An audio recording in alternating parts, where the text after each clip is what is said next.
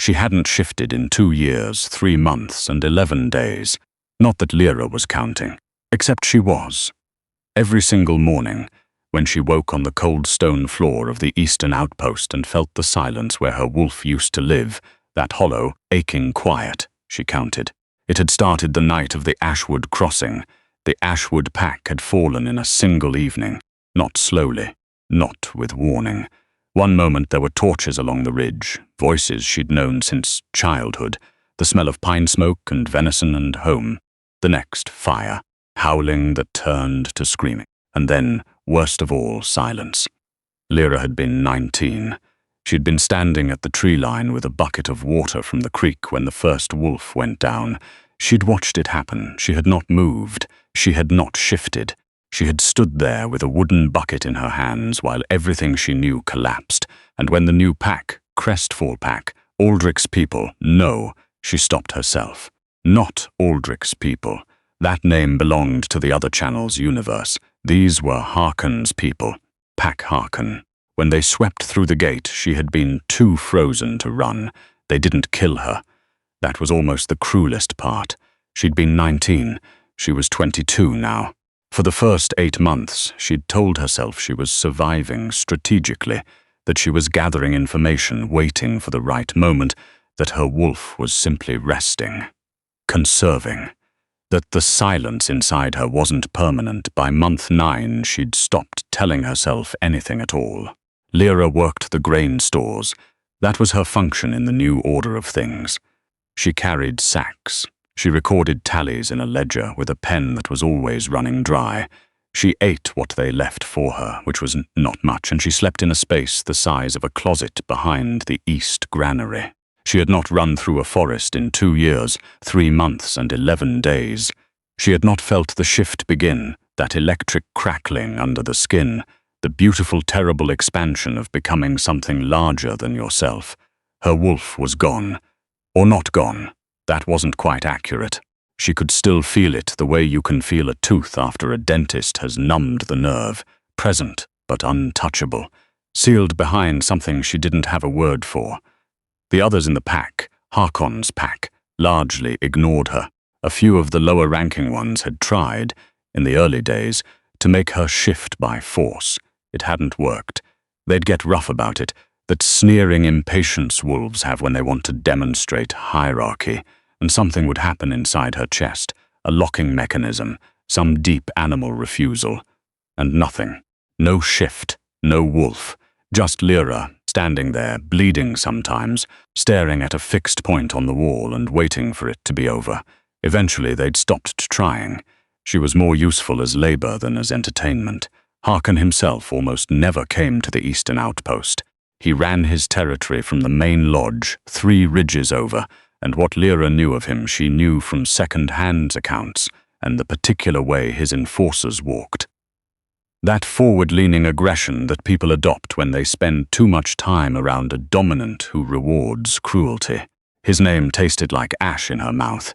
She tried not to say it even in her own head. What she hadn't expected, what no one at the outpost had expected, based on the sudden frantic activity and the barked orders and the frenzied cleaning of surfaces that hadn't been cleaned in months, was the arrival of the Iron Veil delegation.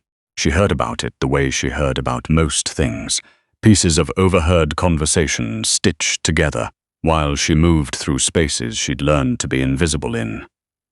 The Alpha King is coming. She dropped a sack of grain when she heard that one. Not dramatically. She just lost her grip, and 40 pounds of winter wheat hit the floor and split open, and she was on her knees for 20 minutes, sweeping it up with her hands while 2 of Harkon's wolves stood nearby and made no move to help. The Alpha King is coming to review territorial compliance. That phrase, territorial compliance, was the polite language for what happened when a dominant pack seized land that didn't belong to them. The Iron Veil throne didn't sanction raids, technically, but they also didn't move quickly, and by the time a king's representative showed up to assess the situation, the new order was usually entrenched enough that overturning it created more instability than leaving it. Lira had learned this. She'd had 2 years to learn things she'd never wanted to know. The delegation arrived on a Thursday. She knew because Thursday was ledger day, and she was in the granary recording tallies when the sound of horses and the pressure of dominant wolves, multiple, high-ranking, the kind of weight in the air that made the back of your neck go tight, rolled through the outpost like a change in weather. She kept her head down. She kept her head down for most of the first day and all of the second, and she thought she'd make it through the visit entirely unnoticed. She was good at that.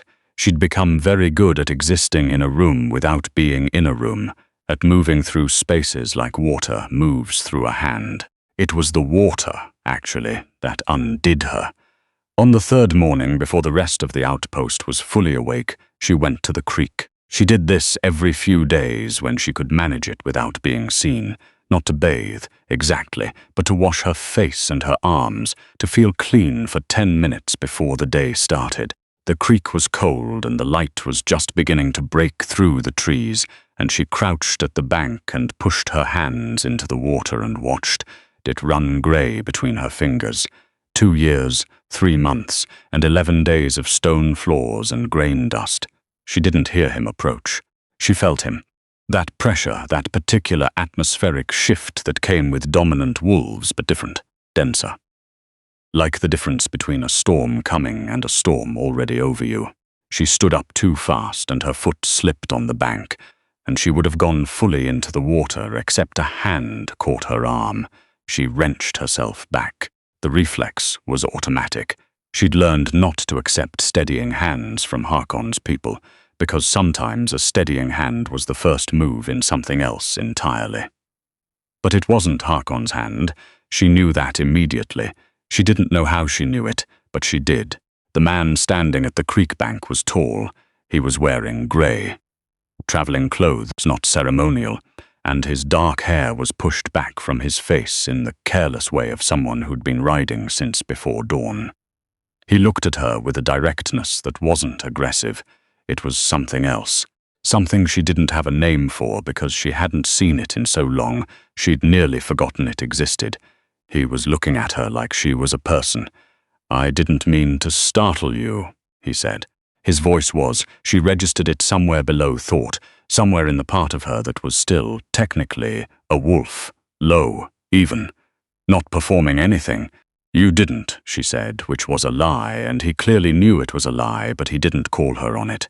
"You're not one of Harkon's wolves," he said. "Not a question.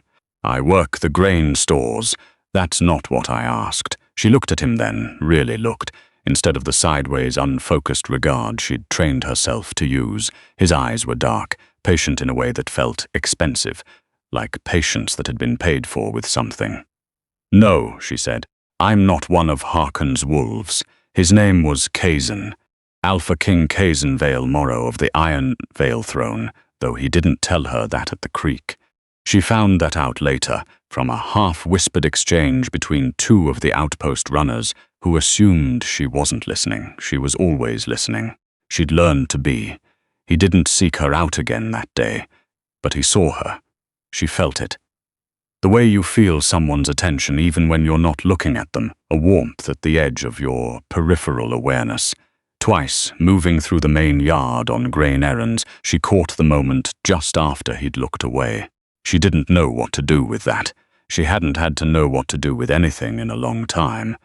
The strategy of invisibility was simple. This was not simple.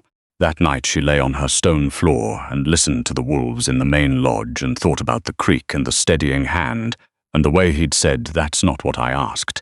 Not unkindly, just directly, like her actual answer mattered. Her wolf stirred, just barely. A flutter like a page turning in a very distant room. She pressed her hand flat to her sternum and felt it. Really felt it for the first time in months, and something hot and frightening moved through her chest. "Don't," she thought. "Don't start now." The review meeting happened on the 4th day. She knew about it because the entire outpost knew about it. Harkon's people had been walking around with that specific tight-jawed tension of wolves anticipating judgment for 2 days running. She stayed well clear of the main lodge. She was in the far granary, the one at the edge of the outpost nearest the tree line, when she heard Harkon's voice rising, that specific pitch a dominant wolf reaches when he's trying to sound controlled and isn't, and then, cutting through it, the Alpha King's voice. She couldn't make out words. She could hear the shape of it. Harkon's voice, defensive, angular, the tonal equivalent of teeth. Kazan's voice, level, utterly level, the way deep water is level. And then Harkon's voice again, and this time she did catch words. Useful labor and no documented claim, and she could leave any time, no one stopping her.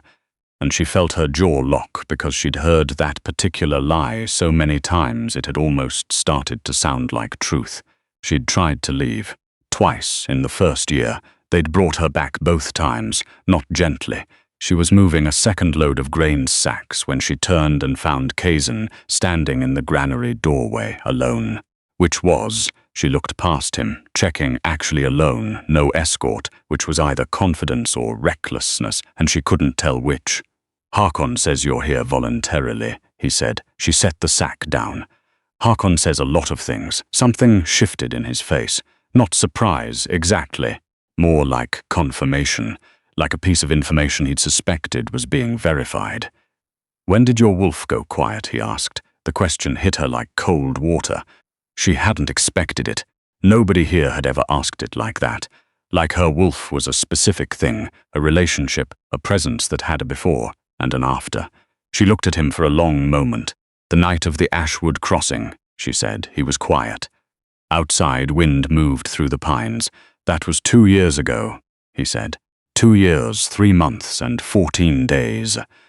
The number came out before she'd decided to give it to him. She saw him register it, that precision, the counting, and she braced for whatever came next. Pity, maybe. Or the clinical assessment of a wolf cataloguing damage. Instead, he said, she's still there, you know. She made herself keep her face even. You can't know that. I can hear her, he said, faint. But there, she didn't believe him. She told herself she didn't believe him for the rest of that day, through the afternoon grain work and the thin meal she ate alone behind the granary, and the long, cold settling of evening. She told herself that dominance could sense things about other wolves.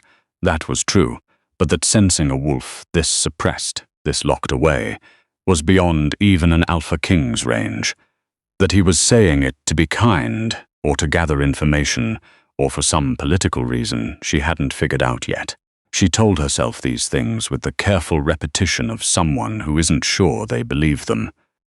Her wolf moved again in the night, more than a flutter this time, something that reached, upward, outward, toward something she couldn't name. She sat up in the dark and pressed both hands against her chest and shook. Not now, she thought. 2 years. Why now? She knew why. She just wasn't ready to say it. He was leaving the next morning. She knew because the delegation horses were being prepared at first light. She could hear it from the granary, the stamp and blow of horses, the soft, organized thousands of people who travel efficiently packing up their things. She told herself she wasn't going to go to the yard. She went to the yard. She stood at the edge of it, against the granary wall with a ledger in her hands as a pretense, and she watched the delegation prepare to leave. Kazan was talking to one of his people, a woman, dark-haired, with the calm bearing of a long, trusted second he hadn't seen Lira yet. Harkon was there too, standing with the forced ease of a man trying to look like he hadn't just spent 4 days being quietly assessed and found wanting. His eyes swept the yard and landed on Lira, and he gave her a look. Flat, warning that she'd learned to translate precisely. Be invisible, be silent, be nothing. She looked away from him, and then Kazan turned and saw her and stopped. The yard wasn't large, maybe 30 feet between them. Harkon's wolves were moving through it, the delegation wolves were moving through it, horses were moving through it. And Kazan looked at Lira across all of that movement and went completely still.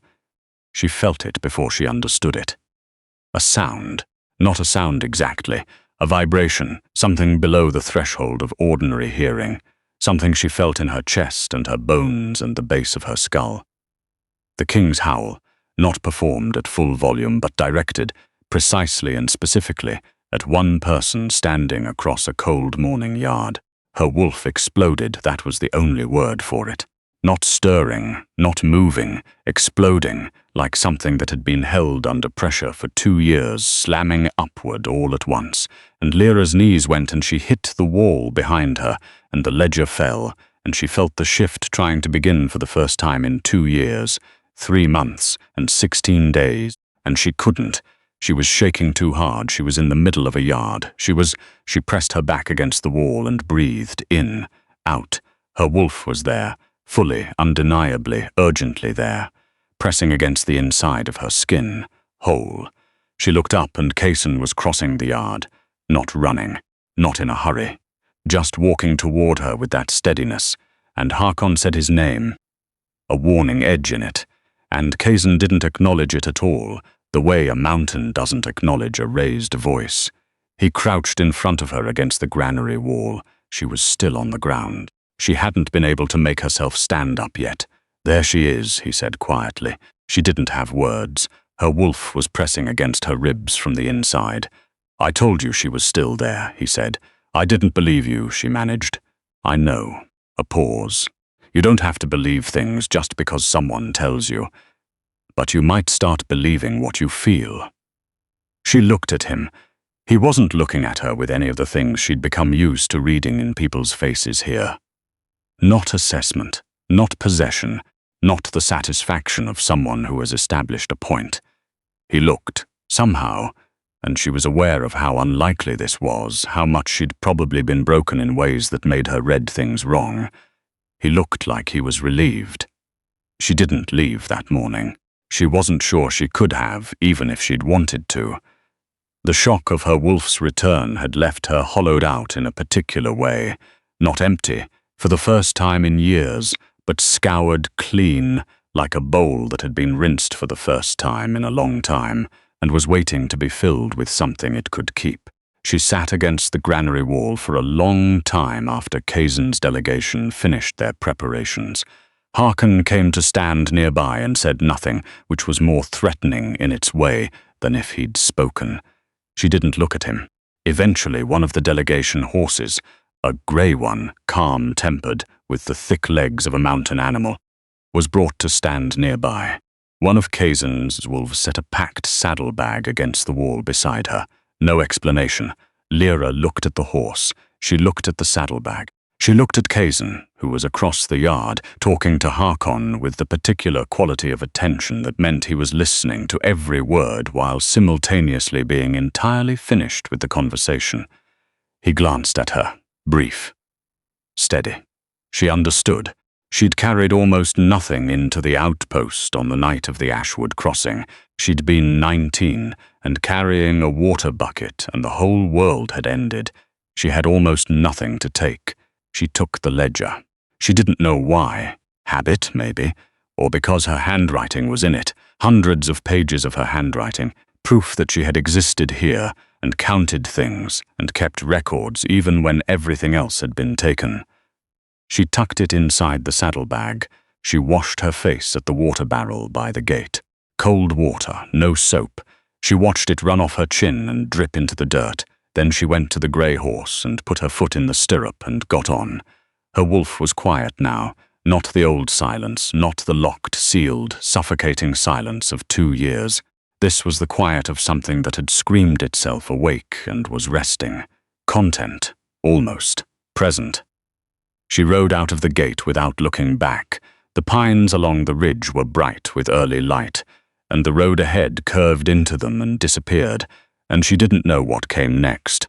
She was 22, and she hadn't run in 2 years, and her wolf was alive, and she had a packed saddlebag and a long road, and somewhere ahead of her the Alpha King's delegation was already moving through the trees. She urged the grey horse forward. The forest closed around her and she breathed, and for the first time in 2 years, 3 months and 16 days, the silence inside her felt like peace instead of absence.